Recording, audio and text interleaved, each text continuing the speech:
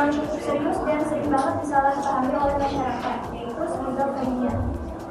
Sebelum kita masuk ke materi selanjutnya, kita akan menayangkan satu video, boleh kalian simak ya.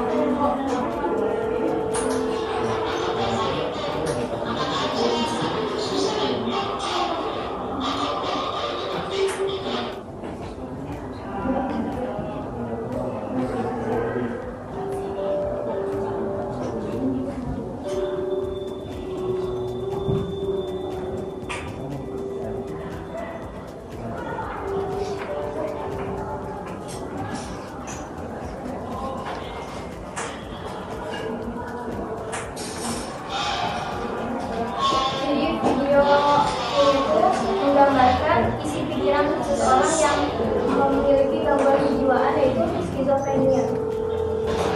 Jadi di dalam pikirannya itu ada bisikan-bisikan yang seperti kayak ada orang yang ngomong seperti dia, padahal nggak ada siapa-siapa.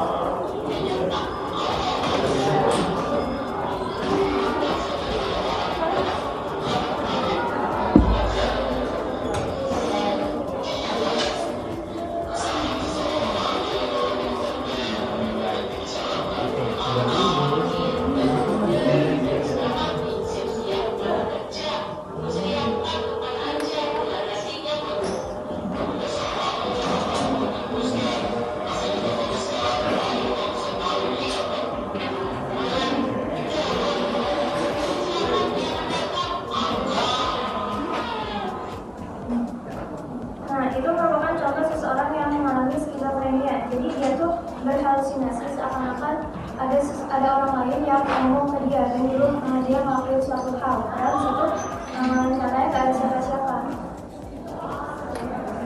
Nah, jadi teman-teman, sebenarnya skizofrenia itu apa sih? Skizofrenia secara etimologi berasal dari bahasa Yunani, yaitu skizo yang berarti terpotong atau terpecah, dan fren yaitu berarti pikiran. Sehingga skizofrenia berarti pikiran yang terpisah. Jadi ini teman-teman, skizofrenia itu adalah gangguan mental serius yang mempengaruhi bagaimana seseorang berpikir, merasakan, dan berperilaku.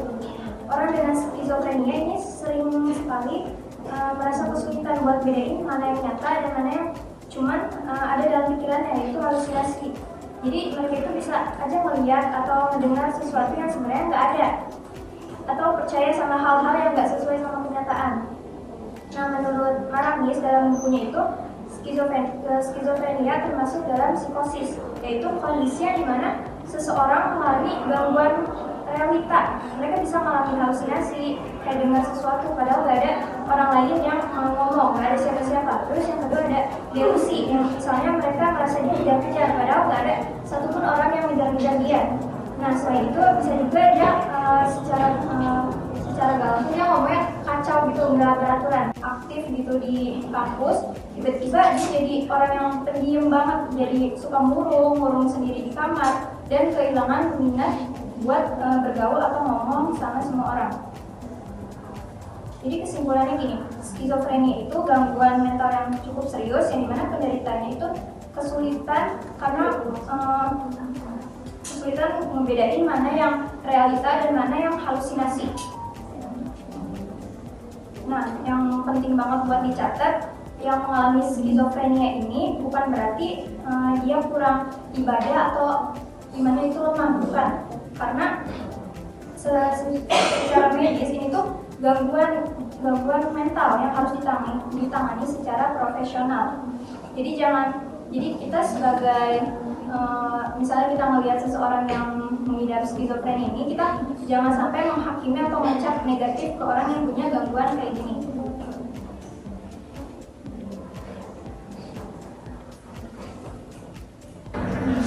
Nah, selanjutnya setelah kita tahu apa itu skizofrenia, sekarang kita bahas jenis-jenis skizofrenia.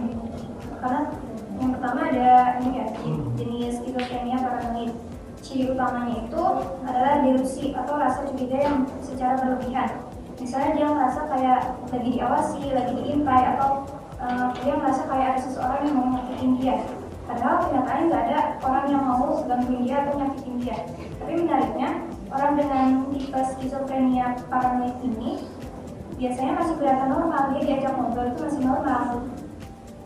Jadi bisa jawab dengan logis, bisa nyambung juga, tapi isi pikirannya itu terus dihantui sama rasa kecurigaan.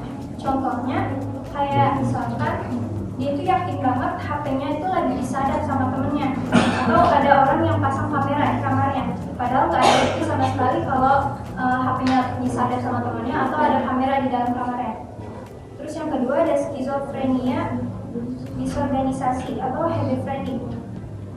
Nah, kalau yang ini tuh gejalanya lebih ke arah pikiran dan perilaku yang kacau. Ucapannya itu suka nggak nyambung, jawabannya juga suka loncat-loncat gak jelas gitu arahnya. Terus emosinya juga nggak sesuai situasi, bisa tiba-tiba ketawa pas lagi ngomongin hal yang sedih misalnya. Selain itu, dia juga sering gak bisa jaga kebersihan atau penampilan dirinya sendiri. Biasanya tipe skizofrenia disorganisasi ini muncul di umur yang lebih muda dan dianggap cukup mengganggu karena perilakunya ini aneh banget di kehidupan sehari-hari. Contoh dari skizofrenia disorganisasi ini, misalnya dia bisa aja datang ke kampus pakai baju tidur, rambut acak-acakan, belum mandi, terus ngomongnya sendiri sambil ketawa-ketawa, padahal gak ada satu orang pun yang ngajak ngobrol dia, yang ngajak ketawa dia. Terus yang ketiga, skizofrenia katatonik. Nah, yang satu ini tuh cirinya ada di gerakan tubuh atau aktivitas motorik. Ada yang tiba-tiba diem kayak patung, terus tiba-tiba diem kayak patung. Nah, itu disebutnya stupor. Tapi bisa juga kebalikannya, jadi dia itu kadang bisa jadi orang yang hiperaktif, yang banyak gerak, yang banyak banget bergerak gitu. Kayak muter-muter sendiri atau ngomong terus tanpa arah. Kadang mereka juga suka niru gerakan atau kata-kata orang, misalnya aku ngecubit Sandra, nah orang itu ikut-ikutan cubit juga. Terus misalnya aku ngomong halo, dia tiba-tiba ikut ngomong halo juga. Nah, yang keempat ada skizofrenia residual. Jenis ini tuh muncul setelah fase akutnya selesai, jadi kayak sisa-sisa gejalanya aja. Delusi dan halusinasi itu udah mulai hilang, tapi gejala negatifnya itu masih ada, kayak jadi pendiam, kurang motivasi, gak punya ekspresi, atau kelihatan kayak flat, kosong aja gitu. Kadang orang sekitarnya itu mikir dia itu sebenarnya udah sembuh atau belum sih, padahal sebenarnya dia lagi berjuang buat sembuh. Contohnya, dia berhenti ngomong-ngomong aneh yang biasanya dia ngomong secara aneh, secara gak jelas. Dia tiba-tiba jadi pendiam, tapi jadi nggak tertarik buat ngobrol lagi, makanya mukanya itu ekspresinya datar. Perubahan perilaku dan gangguan dan perubahan perilaku. Halusinasi yaitu pengalaman mendengar, melihat atau merasakan sesuatu yang tidak ada, misalnya suara, bayangan atau rasa sentuhan. Contohnya seorang mendengar suara yang berbicara kepadanya atau mengomentari tindakannya padahal tidak ada orang lain di sekitarnya. Dan delusi atau waham meyakini yang tidak masuk akal dan tidak sesuai dengan kenyataan, misalnya merasa diawasi, diikuti atau disakiti. Contohnya seorang percaya bahwa ada organisasi yang sedang memata-matai atau merencana menyakiti, tentang saya memasang kamera tersembunyi untuk mengawasi saya.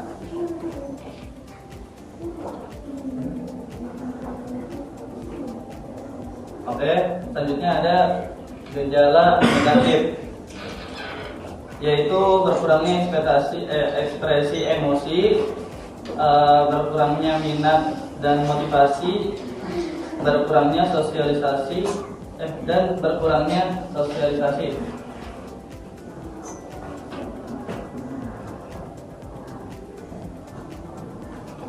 Menurutnya kemampuan untuk mengekspresi emosi yaitu hilangnya motivasi untuk melakukan sesuatu kegiatan, kesulitan dalam berbicara, kesulitan untuk merasakan senang, menarik diri dari interaksi sosial.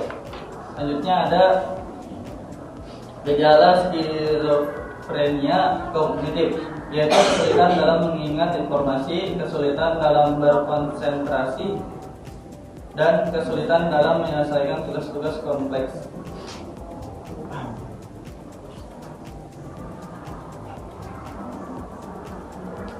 Selanjutnya ada faktor penyebab skizofrenia. Faktor yang pertama itu ada faktor genetik. Jadi kalau misalkan ada faktor genetik, jadi skizofrenia itu dia termasuk ada keturunan. Jadi misalnya salah satu dari orang tuanya itu punya skizofrenia, itu anaknya bakal kena. Tapi itu cuma 10% aja. Jadi nggak sampai benar-benar semuanya kena gitu. Kalau kedua orang tuanya kena, itu 40%, hampir 100% dia gejalanya itu bergejala akut. Jadi meningkat kalau kedua orang tuanya sama-sama mengalami kondisi tersebut. Nah, kalau dari perempuan itu biasanya terkena pada usia dewasa. Jadi kalau masa-masa remaja itu diikuti ke pria aja. Kalau yang gejala pada pria itu dia munculnya 15 sampai 20, kalau pada wanita itu di awal 25 sampai 30 tahun. Selanjutnya ada faktor kimia dalam otak. Jadi yaitu ketidakseimbangan zat kimia, tepatnya pada kadar dopamin dan serotonin. Jadi dopamin dan serotonin itu merupakan bagian dari zat kimia yang berfungsi untuk mengirimkan sinyal antar sel saraf otak yang dapat mempengaruhi fungsi otak. Selain itu juga, bahwa penderita skizofrenia memiliki perbedaan pada struktur sel otak. Jadi dia itu ukuran lobus itunya itu lebih kecil dibandingkan otak-otak manusia pada yang normal ya, nggak ada penyakit skizofrenianya. Jadi ininya dia itu lebih, ingatannya dia itu bukannya normal, bukannya kurang percaya. Ingatannya dia itu kayak kurang. Selanjutnya ada faktor lingkungan. Jadi kayak yang tadi dijelasin itu, faktor lingkungan dia itu orang lain di sekitarnya. Dan delusi atau waham meyakini yang tidak masuk akal dan tidak sesuai dengan kenyataan, misalnya merasa diawasi, diikuti atau disakiti. Contohnya, seorang percaya bahwa ada organisasi yang sedang memata-matai atau merencanakan menyakiti, tentang saya memasang kamera tersembunyi untuk mengawasi saya.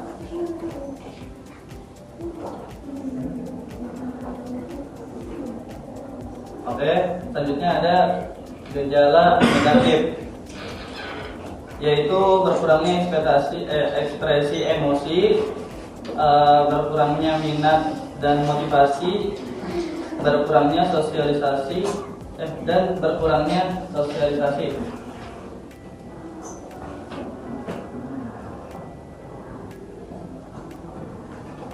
Menurutnya kemampuan untuk mengekspresi emosi, yaitu hilangnya motivasi untuk melakukan sesuatu kegiatan, kesulitan dalam berbicara, kesulitan untuk merasakan senang, menarik diri dari interaksi sosial. Selanjutnya ada gejala skizofrenia kognitif, yaitu kesulitan dalam mengingat informasi, kesulitan dalam berkonsentrasi, dan kesulitan dalam menyelesaikan tugas-tugas kompleks.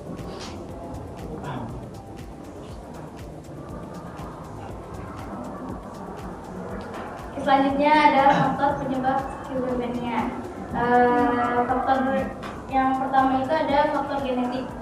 Jadi kalau misalkan ada faktor genetik, jadi skizofrenia itu dia termasuk ada keturunan. Jadi misalnya salah satu dari orang tuanya itu punya skizofrenia, itu anaknya bakal kena, tapi itu cuman 10% aja, jadi nggak sampai benar-benar semuanya kena gitu. Kalau kedua orang tuanya kena itu 40%, hampir 100% dia gejalanya itu benar-benar gejala akut. Jadi meningkat kalau kedua orang tuanya sama-sama mengalami kondisi tersebut. Nah, kalau dari perempuan itu biasanya terkena pada usia dewasa. Jadi kalau masa-masa remaja itu ini ke pria aja. Kalau yang gejala pada pria itu dia munculnya 15 sampai 20, kalau pada wanita itu di awal 25 sampai 30 tahun. Selanjutnya ada faktor kimia dalam otak. Jadi yaitu ketidakseimbangan zat kimia, tepatnya pada kadar dopamin dan serotonin. Jadi dopamin dan serotonin itu merupakan bagian dari zat kimia yang berfungsi untuk mengirimkan sinyal antar sel saraf otak yang dapat mempengaruhi fungsi otak. Selain itu juga bahwa penderita skizofrenia memiliki perbedaan pada struktur sel otak. Jadi dia itu ukuran lobus itunya itu lebih kecil dibandingkan otak-otak manusia pada yang normal ya, nggak ada penyakit skizofrenia. Jadi ininya dia itu lebih, ingatannya dia itu apa ya, bukannya normal, bukannya kurang, kayak ingatannya dia itu kayak kurang. Selanjutnya ada faktor lingkungan. Jadi kayak yang tadi dijelasin itu, faktor lingkungan dia itu bisa mempengaruhi. Jadi kayak omongan-omongan orang atau jadi dia merasa kayak ada yang ikutin atau orang ini udah sama dia nih gitu. Jadi bayang-bayangan halunya dia itu berlebihan gitu. Sampai kayak ini orang udah suka sama dia nih gitu. Ini orang kenapa ya atau tiba-tiba menjauh gitu. Itu termasuk faktor lingkungan. Nah, stres juga termasuk ini faktor skizofrenia. Jadi dia itu ukuran lobus itunya itu lebih kecil dibandingkan otak-otak manusia pada yang normal ya, nggak ada penyakit skizofrenia. Jadi ininya dia itu lebih, ingatannya dia itu apa ya, bukannya normal, bukannya kurang, kayak ingatannya dia itu kayak kurang. Selanjutnya ada faktor lingkungan. Jadi kayak yang tadi dijelasin itu, faktor lingkungan dia itu bisa mempengaruhi. Jadi kayak omongan-omongan orang atau jadi dia merasa kayak ada yang ikutin atau orang ini udah suka sama dia nih gitu. Jadi bayang-bayangan halunya dia itu berlebihan gitu. Sampai kayak ini orang udah suka sama dia nih gitu. Ini orang kenapa ya atau tiba-tiba menjauh gitu. Itu termasuk faktor lingkungan. Nah, stres juga termasuk ini faktor skizofrenia. Jadi dia itu stres kayak misalnya stres dalam keluarganya lah, atau stres kerjaan dia. Yang terakhir ada faktor komplikasi kehamilan. Jadi misalnya komplikasi kehamilan itu dia bayinya itu kurang gizi dari dalam rahim itu udah termasuk baby blues. Jadi baby blues itu termasuk skizofrenia. Kayak misalkan dia kurang kasih sayang atau kurang semangat. Jadi itu ada bentuk haluan dia melebihi ekspektasi. Jadi realitanya dia ekspektasi dia itu kayak bakal disemangatin, atau misalnya kan anaknya lahir prematur, itu dia anaknya bisa jadi punya penyakit skizofrenia. Terus anak juga lahir dengan berat badannya itu nggak normal, karena kan normalnya bayi itu berat badannya 2,5 itu. Jadi itu juga termasuk. Nah, sama kekurangan oksigen itu juga termasuk ada penyakit skizofrenia.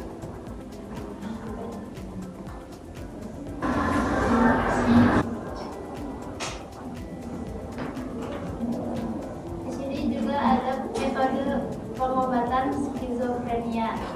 Jadi skizofrenia itu emang belum bisa disembuhin total, tapi tenang aja ya guys, gejalanya bisa dikendalikan kok. Nah, ini beberapa cara yang bisa dipakai buat bantu orang-orang yang kena skizofrenia. 1, Yang pertama ada obat-obatan atau mengkonsumsi obat antipsikotik. Biasanya dokter kasih obat antipsikotik buat ngurangin halusinasi sama delusi, kayak ngedengar suara atau percaya hal-hal yang nggak nyata gitu. Obat ini kerjanya ngejaga keseimbangan zat kimia di otak, khususnya dopamin dan serotonin. Dosisnya juga biasanya kecil dulu biar tubuhnya bisa adaptasi. Yang kedua ada psikoterapi. Itu semacam konseling atau ngobrol sama ahli buat bantu si penderita ngerti dan mengontrol gejalanya. Biasanya barengan juga sama obat-obatan. Yang ketiga ada terapi elektrokonvulsif. Kalau gejalanya parah banget, kayak depresi berat atau ada keinginan bunuh diri gitu, kadang dipakai terapi kejut listrik. Tapi tenang aja, ini aman dan diawasi ketat.